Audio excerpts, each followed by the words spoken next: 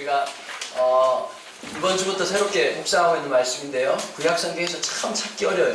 구약의 맨 마지막이 말라기라고 하는 성경이 있죠. 말라기 바로 앞에 보면 스가랴라고 하는 본문이 있습니다. 한번 찾아보실까요? 스가랴 2장 1절에서 13절까지의 말씀입니다. 제가 가지고 있는 성경으로는 명식아 손은 또 왜 그랬냐? 너 누구 팼니? 농구하다. 농구하다. 농구를 손으로 했구나. 아이고 손으로 해야지. 스가랴 2장 1절에서 13절 같이 우리 말씀 보도록 하겠습니다. 제가 가지고 있는 성경은 1314페이지. 이게 참 어려워요. 스가랴가 찾지 잘못하면 마태복음이 나왔다가 이게 어려워. 잘 찾으셔야 돼요. 1314페이지. 우리 교회가 참 수준이 있어요. 찾아. 굉장히 어려운 건데 찾아. 위나도 이쁘게 또 헤어컷도 하고 잘했어. 1절부터 13절 우리 한 절씩 읽다가 13절은 같이 읽어요. 내가 또 눈을 들어본 즉 한 사람이 측량줄을 그의 손에 잡았기로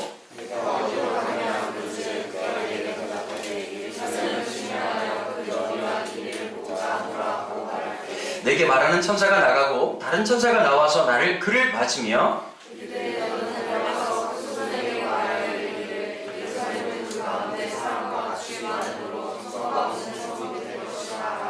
여호와의 말씀에 내가 불로 둘러싼 성곽이 되며 그 가운데에서 영광이 되리라. 오라 너희는 광야에서 피할지어다. 여호와의 말씀이니라. 이는 내가 너희를 하늘 상황에 말하듯이 저지하였습니다. 여호와의 말씀이니라. 바벨론 성에 거주하는 시온아 이제 너는 피할지니라. 만군의 여호와께서 이같이 말씀하시되 여호와를 위하여 나를 너희를 노력하는 여호와로 보내셨나니 너희를 범하는 자는 그의 동전을 범하는 것이다. 내가 손을 그들 위에 움직인즉 그들이 자기를 섬기던 자들에게 노략거리가 되리라 하셨나니 너희가 만군의 여호와께서 나를 보내신 줄 알리라. 여호와의 말씀에 시온에 따라 노래하고 기뻐하라. 이는 내가 와서 내 가운데 머물 것이니라. 그날에 많은 나라가 여호와께 속하여 내 백성이 될 것이요 나는 내 가운데 머물리라. 네가 만군의 여호와께서 나를 너에게 보내신 줄 알리라. 여호와께서 장차이를 적은 바다에서 자기 소리를 삼으시고 다시 예루살렘을 함께 읽겠습니다. 모든 육체가 여호와 앞에서 잠잠할 것은 여호와께서 그의 거룩한 초소에서 일어나심이니라 하라 하더라. 아멘.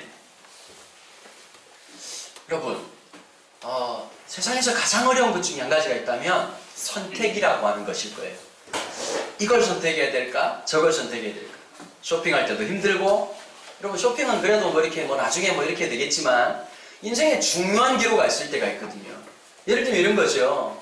아무것도 아닌데 지나보면 그때 당시에 문과로 갈 건지 이과로 갈 건지 이것도 또 이렇게 만만치 않은 거예요. 수학을 엄청나게 잘한다든지 이러면 갈등이 안 되는데 아무것도 제대로 하는 게 없을 때 문과로 가야 될지 이과로 가야 될지는 선생님이 결정하십니다.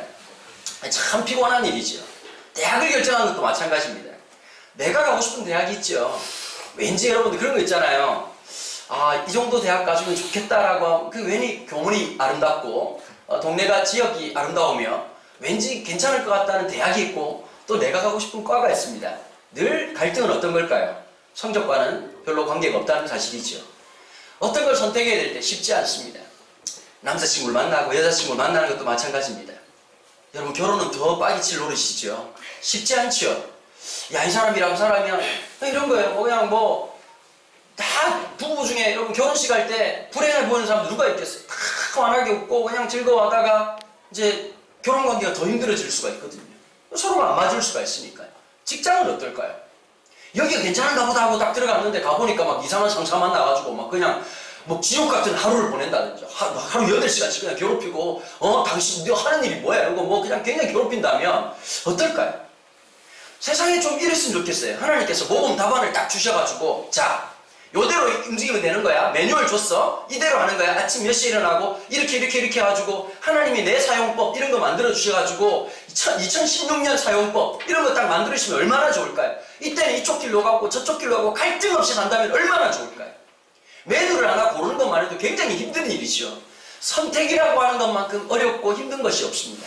그런데 더 어려운 게 어떤 걸까요? 내 판단과 하나님의 판단이 다를 때입니다. 이 스가랴서가 기록되어 있을 때는 언제냐? 이스라엘 백성들이 바벨론 포로 시기 70년의 세월이 끝나고 난 다음에 하나님께서 자 원래 있던 고향 땅 유다 땅으로 돌아가라고 하는 하나님의 명령이 떨어졌을 때입니다. 그런데 어땠느냐? 이 70년 동안 이스라엘 사람들은 입지전적인 인생을 살았습니다. 이주민이었죠. 소수였습니다. 그런데 바벨론과 이 페르시아 시기를 지나면서요, 이 도시가 점점 왕성해지고 제국의 역사를 따지면서 신도시가 막 만들어진 거예요. 신도시가 만들어지는데 거의 분단급에 해당되는 엄청난 그 타운하우스가 만들어진 거예요. 그런데 이 타운하우스에 누가 들어갔느냐?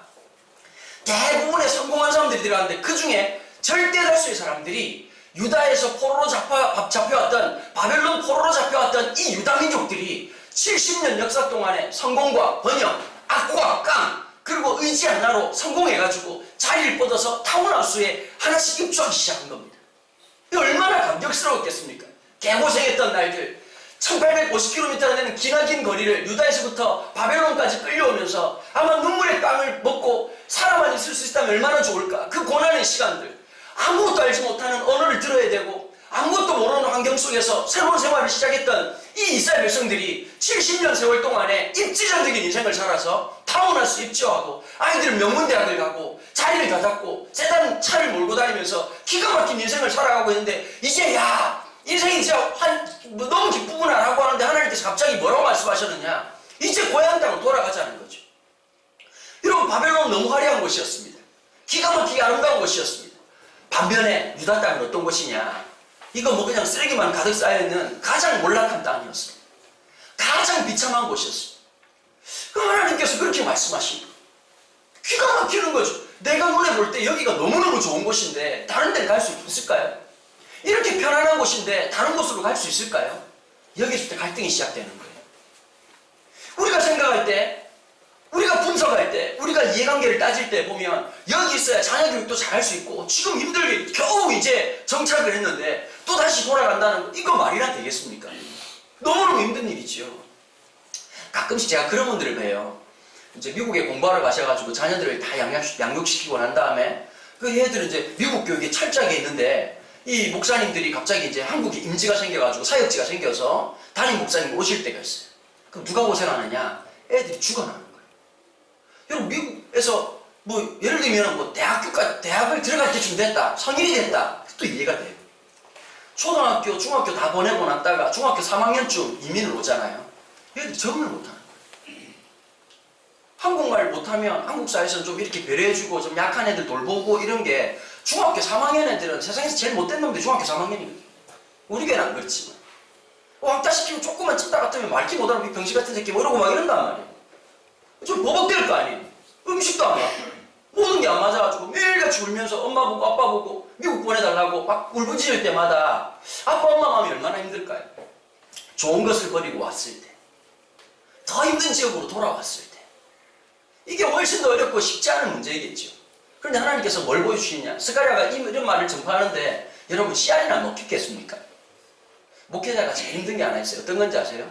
변하지 않을 것 같은 대중 앞에 하나님 말씀을 전할 때 그냥 와서 있지만 설교를 해도 어떤 거냐면 딱 요 사진 찍으면 이렇게 되는 거예요.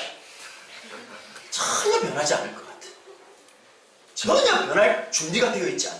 올림픽 정신으로 왔다가 일주일 뒤에 고객님으로 나타나신 여러분들을 보면서 또 설교를 해야 되고 이 에너지를 내야 된다는 거. 제가 볼 때는 저희 하나님께서 놀라운 태양열 재생산 에너지를 허락하여 주셔서 주신 거지.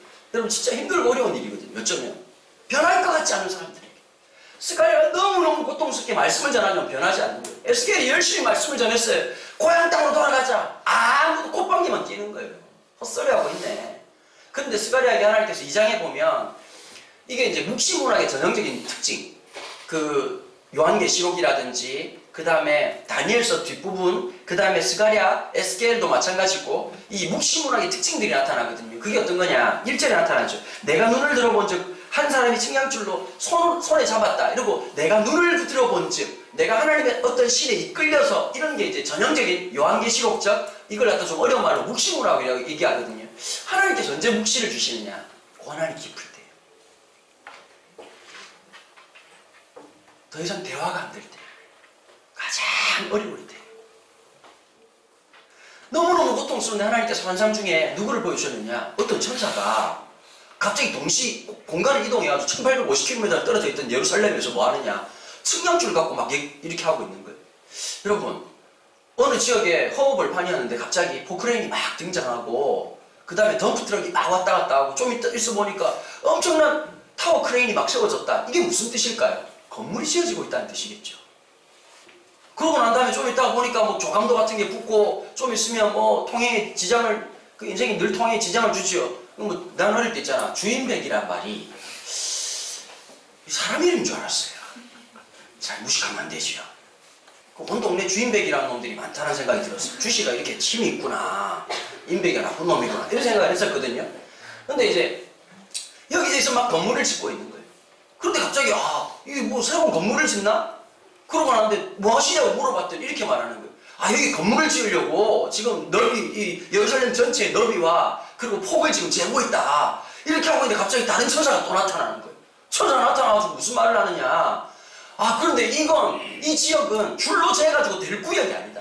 몇 센치로. 왜냐면 이게 앞으로 굉장히 번성할 지역이고 이 목축업지가 너무너무 넓어질 지역이기 때문에 어디에다 제한할 수가 없다.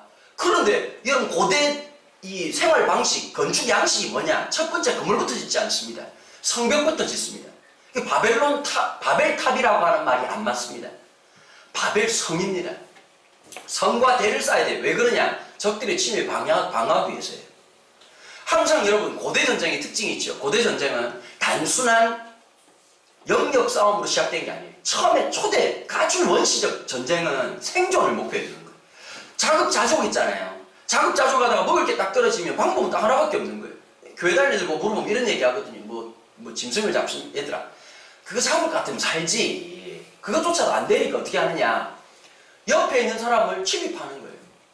그래서 항상 이웃이라고 하는 것은 어떤 개념일까요? 이웃이지만 적잖은 부담의 요소가 되는 거예요. 그래서 아무도 못 믿는 거예요. 고대 건축 양식은 뭐냐? 성과 대를 높이 쌓는 거예요. 적들의 침입을 방어하는 거. 그래서 성과 대를 높이 쌓는데 바벨도 마찬가지예요. 바벨 대와 성을 쌓고 이렇게 이제 쫙 올리고 있었던 모습이 자기네들 보호받겠다는 것이죠. 근데 좀 독특한 양식을 나타내거든요. 스가랴가 볼 때 일반적으로 그렇게 집을 지어야 되잖아요. 그런데 천사가 열심히 측량을 한 다음에 이건 사이즈가 안 맞는데 이러고 두 번째는 천사가 나타나서 뭐라고 말하느냐. 5절을 한번 보실까요? 4절 5절. 이르되 너는 달려가서 그 소년에게 말하여 이르기를 예루살렘은 그 가운데 사람과 가축이 많음으로 성곽 없는 성읍이 될 것이요 성곽이 없는 성이 없는 이상한 도시를 만들겠다는 거예요. 대박! 그러면 누가 보호해줘요? 아무도 보호해줄 수가 없잖아요. 그렇죠? 그 고대 사회에서는 이게 생각할 수 없는 건축 양식이란 말이에요. 그런데 5절에서 이렇게 말씀하시고 같이 한번 읽어볼까요? 5절 시작.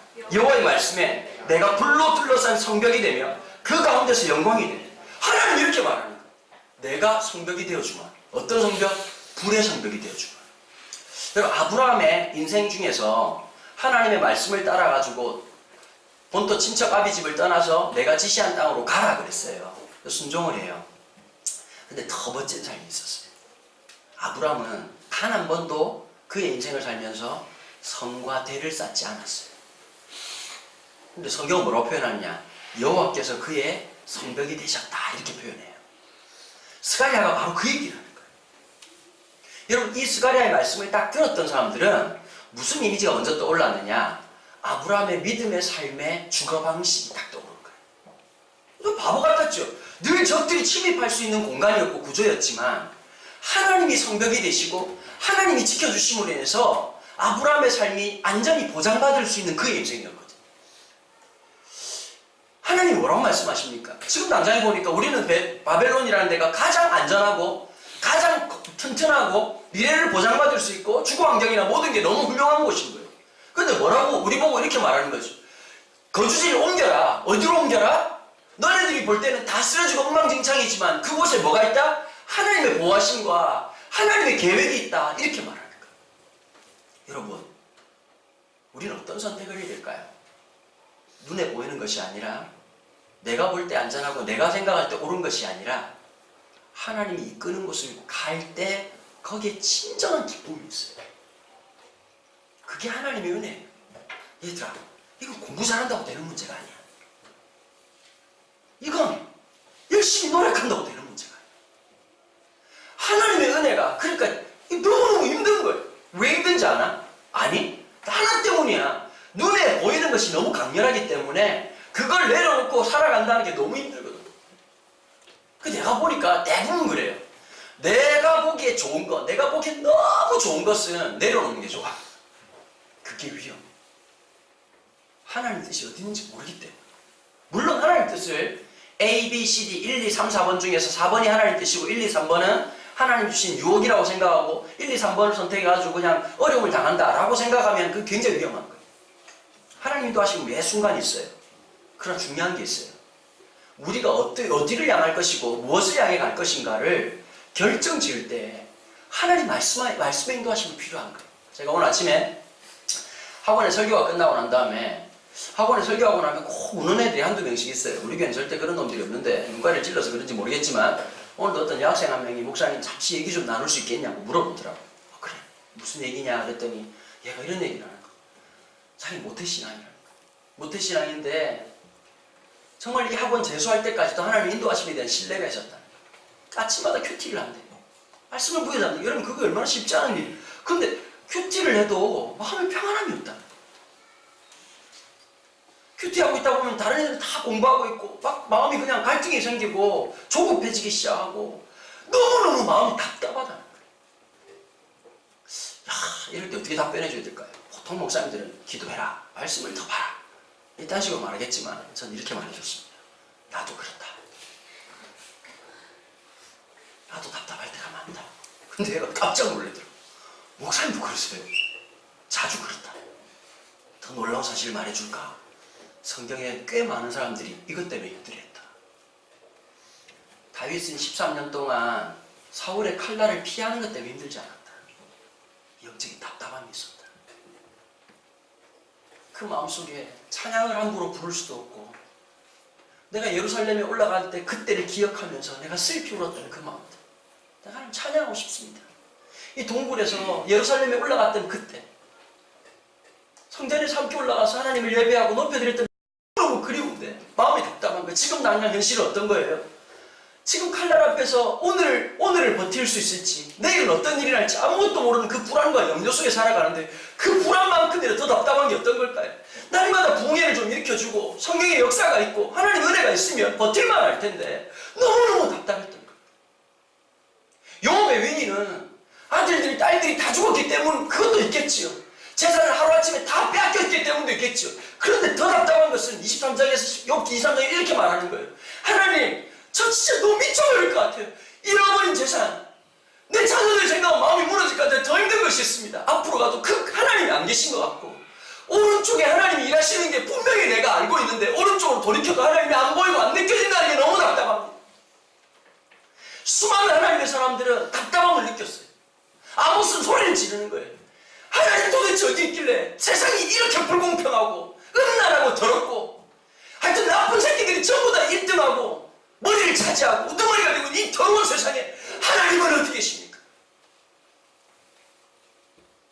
여러분 소선지서 보면 대부분 다 하나님 앞에 진짜 그 발악하는 소리들이 들리거든요. 하나님이 공의로우신데 왜 불의한 자가 세상을 다스리고 리더가 되고 1등이 되고 하여튼 나쁜 새끼들은 왜 복을 다 받는 것 같냐? 나쁜 놈들은 집을 사도 집값이 2배로 뛰어요. 나쁜 놈들은 하여튼 뭐 잔머리 굴리는 독좀 너무 내가 봐도 야씨 저 망상 막 번개 맞았으면 좋겠는데 더 잘 돼. 더 오래 살아. 예수 믿는 사람들은 주여 그러다가 뒤떨리하고 죽어. 이게 빡이 치는 내용 하나님 어디 계시 더 열받는 게 있어. 이스라엘을 까시는 걸 이해하겠다는 거야 하나님께서. 얘들아 야단을 치는데 같은 친구 중에 진짜 괜찮은 애가 야 너 그렇게 하지마 이러고 받아들여. 맞아 안 맞아?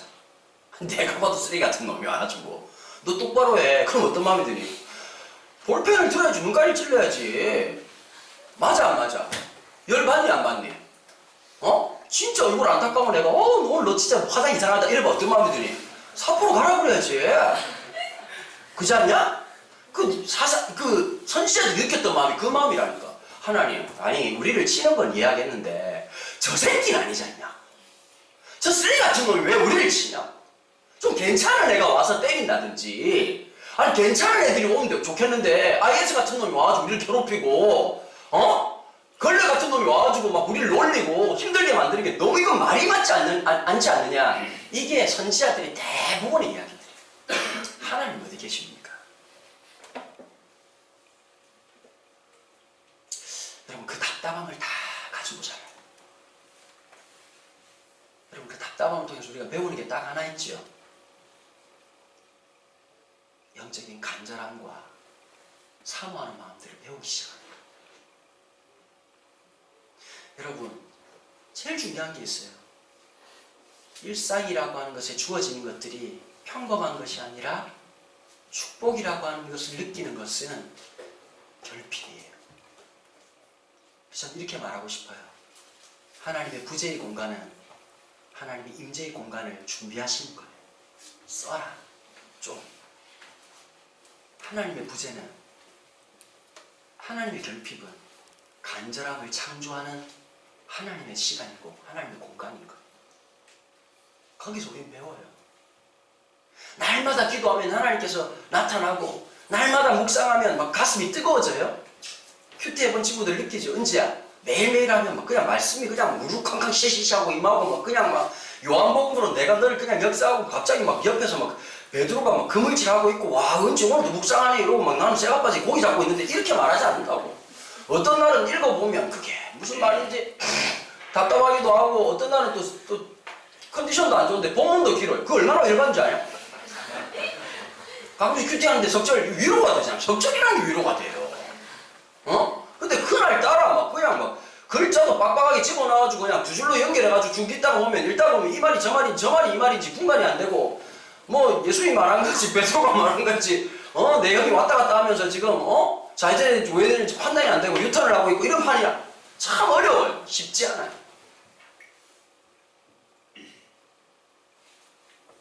하나님이 그 백성을 이끌어 가시는 방식이 있어요. 여러분 예수를 믿기 때문에 남들보다 편할 거라고 생각하면 큰일 나요. 예수님 믿어서 남들보다 더 많은 것을 가짐으로써 세상을 이길 거라고 생각하면 여러분들의 삶은 백전백패할 거예요. 실망하실 거예요. 잘못하셨죠. 가끔씩 목사님 그런 말 해요. 임시 목사님 저보고 강 목사님은 사업을 했으면 굉장히 돈을 많이 번 사람 같다. 저도 그런 걸 느껴요. 저는 이 생각이 들어요. 그런다고 내가 지금처럼 행복할까? 아니라는 생각이 들어요. 여러분, 있다가도 없는 거예요. 그것을 추구하고 살았던 인생이 아름답지 않아요. 하나님의 뜻이 나를 지어가시는 거예요. 인생의 측량줄, 인생의 다림줄, 인생의 마스터 플랜을 지고 있는 분은 하나님이세요. 그게 가끔 안 느껴져서 답답할 뿐이고 그게 안 보여서 속이 상하지만 하나님 우리 인생을 하나씩 인도해 가는 거예요. 오늘 이 주일 아침 말씀을 통해서 내 삶을 향해서 하나님께서 이렇게 말하는 거예요. 내가 너를 향한 뜻이 있어. 내가 너를 향한 계획이 있어. 너에게 너를 보장해 줄 것이 아무것도 없는 것 때문에 상실감이 느껴지고 남들처럼 되지 않는다고 해서 답답하기도 하고 내가 어디 있어야 될지 몰라 혼란스럽기도 하겠지만 나는 너의 불성벽이 될 거야. 하나님의 보호하심, 하나님의 지키심이 있을 것을 약속하고 있는 내용인 것입니다. 이스라엘 백성들이 갓곳에 흩어졌어요. 하나님께서 막 흩으셨어요. 흩으심을 통해서 하나님께서 어떻게 인도하시고 하나님께서 어떻게 이끌실 것인지를 보여주기를 원하시는 거예요. 여러분, 하나님께서 우리의 삶을 인도하신다는 거 하나만 신뢰하세요. 매 순간 우리가 느끼느냐 못 느끼느냐가 중요하지 않아요. 더 중요한 것은 뭐냐? 하나님 앞에 여러분 감각은 마비될 때가 있다니까. 그렇지 않아요? 똑같은 걸 음식을 먹는데 어떤 날은 맛있고 어떤 날은 별로 맛이 없죠. 그렇지 않아요? 기분 나쁘지? 아침부터 물어보니까 어떤 날은 그냥 자기들 그걸 보면서 괜찮네. 안 괜찮아요. 근데 어떤 날은 괜찮다고 느끼고 어떤 날은 화로당하나요? 망하게 됐다 뭐 이렇게 한단 말이야. 크게 변하지 않아요. 얼굴이라고 하는 게. 그렇지 않습니까? 어떤 날은 내가 그럴 때가 있어. 내가 머리 막 하고 난 다음에 아내한테 물어봐. 여보 오늘 좀 이상하지 않아? 아내는 관심이 없는 있겠지. 아내를 사랑합니다. 사람들은 나는 느끼지만 사람들은 잘 모르고 그것도 내가 보는 게 다 맞지도 않아. 여자분들 그런 거 있잖아요. 보면 자기 생각에 하나만 좀 이렇게 화장이 잘못되고 그러면 늘 그것만 생각해. 그게 안타까운 거예요. 사람들이 널 보지 않아요. 그게 병이에요. 그러니까 자매들 잘 들어야 돼. 모든 남자가 날 볼 거라고 하는 그 근거도 없는 생각이 어디서부터 나왔는지 알 수 없지만 내가 평안을 주노니 아무도 네 얼굴을 보지 않아요. 여호와께서 불성경으로 얼굴을 보호하시는 거죠. 여러분 두려워하지 마세요. 내가 이런 것 때문에 힘들다. 이게 잘 안 된다. 여러분 하나 그것 때문에 멈추지 마시고 일상을 살아가면서 하나님의 인도하심 하나를 살아갈 때 우리가 종국을 언제 느끼느냐. 하나님께서 감각을 주실 때가 있거든요. 그리고 감사라고 하는 건 결과적인 일이 생기고 난 다음에 생기는 정서적 반응이죠. 그러나 하나님 사람들은 참 이상해요. 시공간을 초월해요. 하나님 은혜가 임하면 이 일이 결과 짓지 않았는데도 불구하고 어떻게 될지도 몰라. 불확실해. 그럼 참 이상한 게 있어. 기쁨과 감사가 생겨요. 왠지 아세요? 그 일을 하나님께서 이끌기 때문에. 여러분 내 인생에 측량줄을 주시는 그 하나님 계시다는 걸 바라보는 순간 염려가 사라집니다. 세상은 이렇게 말해요. 스펙을 쌓아라. 네 인생을 준비해라. 수많은 선배들이 얘기하는 거잖아요. 그죠? 너 뭐하냐? 너 제대로 준비해야지. 뭐 하는 거야? 여러분 지금만 그럴 것 같죠? 부모님들이 그러잖아. 너 공부 안 하고 뭐 할 거야? 대놓고 하는 말이 그러잖아. 공부하기 싫다고 그러면 너 뭐 할 거야 이 새끼야? 생각을 해봐. 너 그럼 앞으로 뭐 하고 살 거야? 그러면 할 말이 별로 없어. 지금이야 대들겠지. 대학교 되면 선배들이 한 번씩 이렇게 뭐 술자리나 뭐 이런 데 가가지고 술 처먹으면 안 되겠지만 뭐 그런 데 가가지고 가끔씩 얘기하는 거야. 뭐 뭘 준비하고 있냐고 막 이런 얘기하면 무서운 거예요. 여러분 30대 대표의 특징이 뭡니까? 난 이런 인생을 살았다는 거예요. 여러분 그러면 대단한 일을 일어나야 되지 않을까요? 특징이 있어. 전기를 쓴 사람들의 인생 보면 다 행복했느냐? 자기만 행복한 거야. 우리나라 유명한 기업가들 가정사를 보면 다 불행해.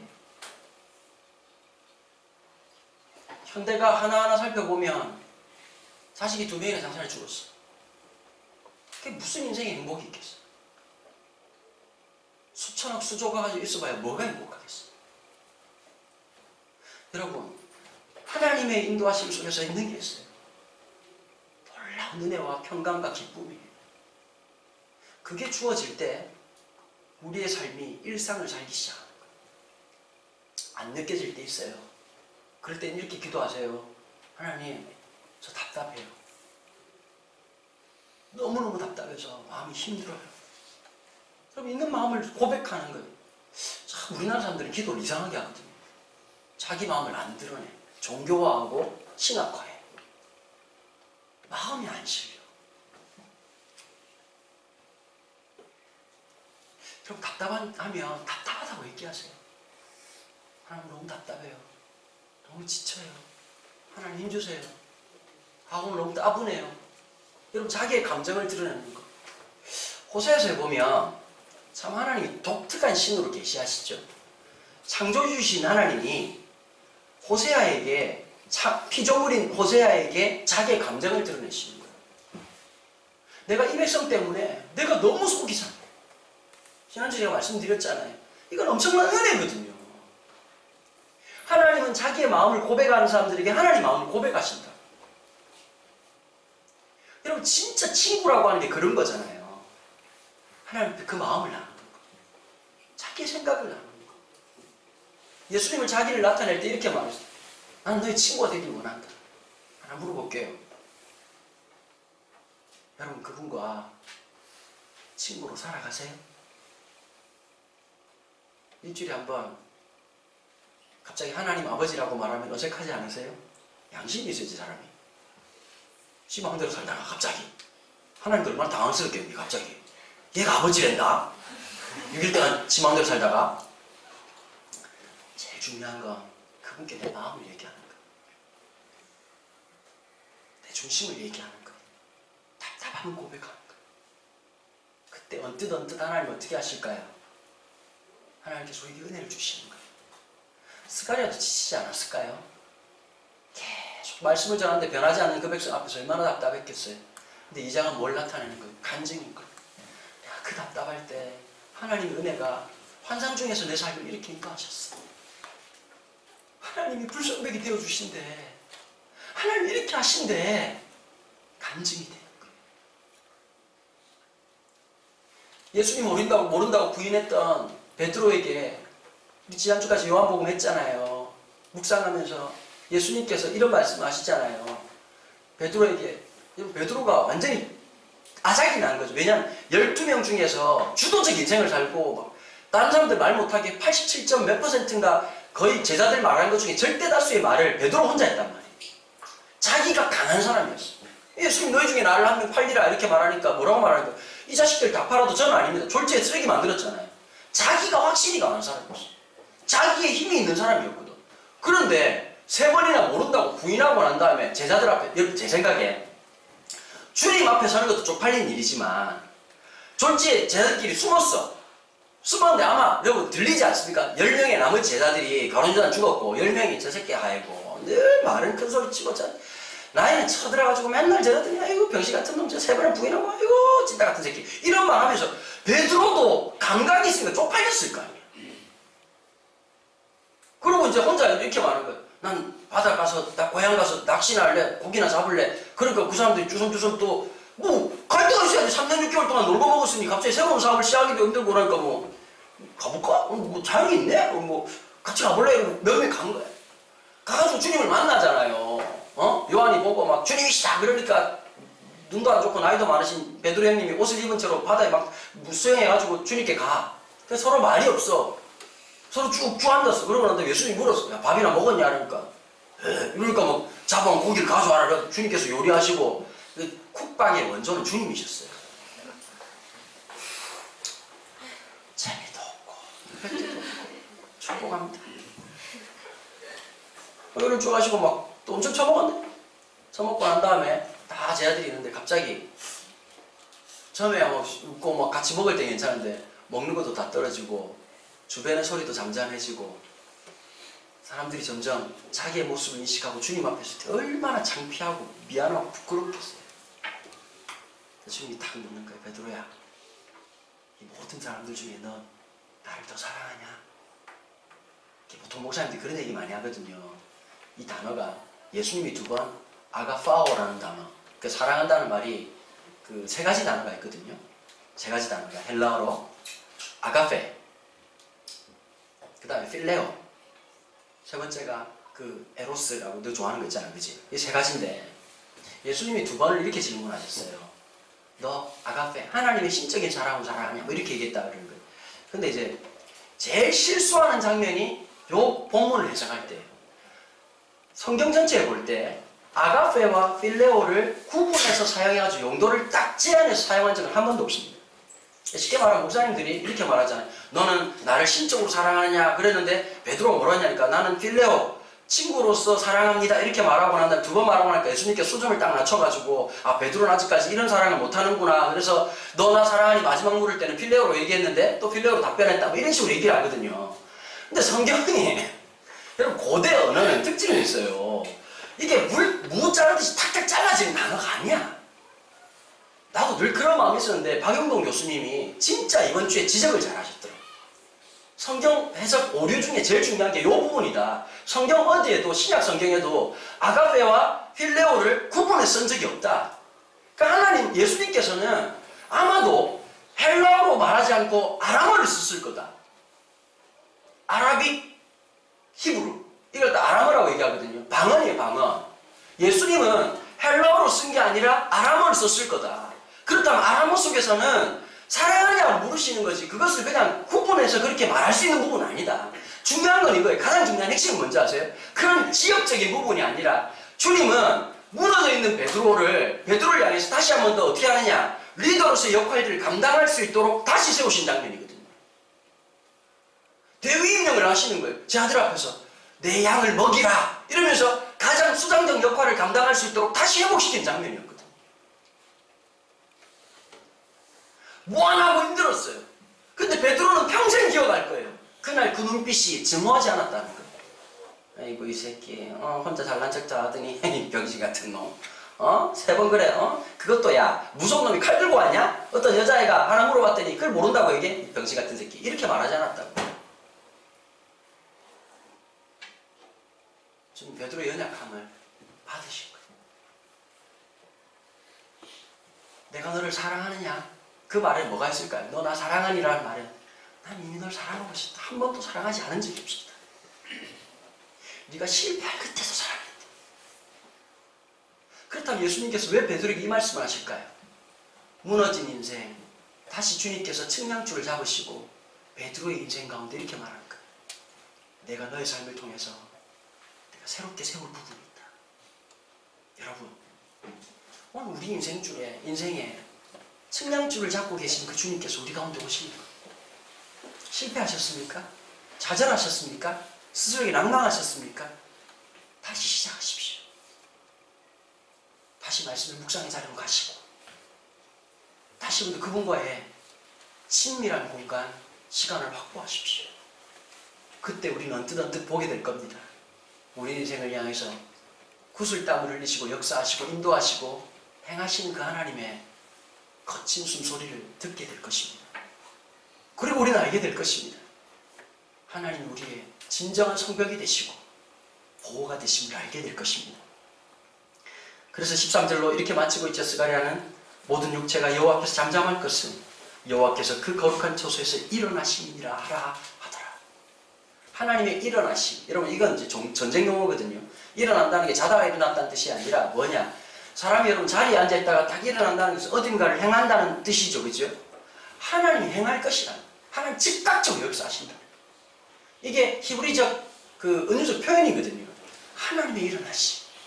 오늘 내 삶에 뭐가 있다는 거죠? 우리의 소망은 하나님의 일어나심이 있다는 거예요. 우리를 향해서. 하나님 그 거룩한 일어나심 앞에서 우리가 소망을 얻어야죠.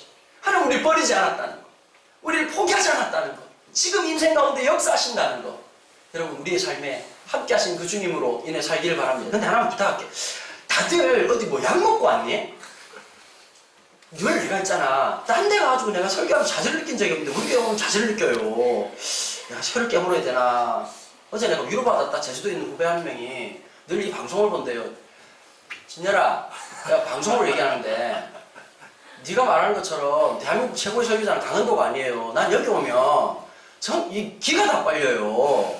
애들이 어떠냐면 수면제 먹고 온 것 같아. 죽으라고 열심히. 괜찮지 않니? 너 들어보니까 설교 괜찮지, 그치? 스가랴를 이렇게 설교하는 목사가 몇 명 없다? 근데 기도하겠습니다.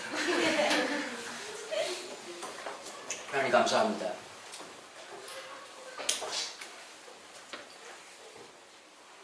우리의 삶에 아무 일도 일어나지 않는 것처럼 느껴질 때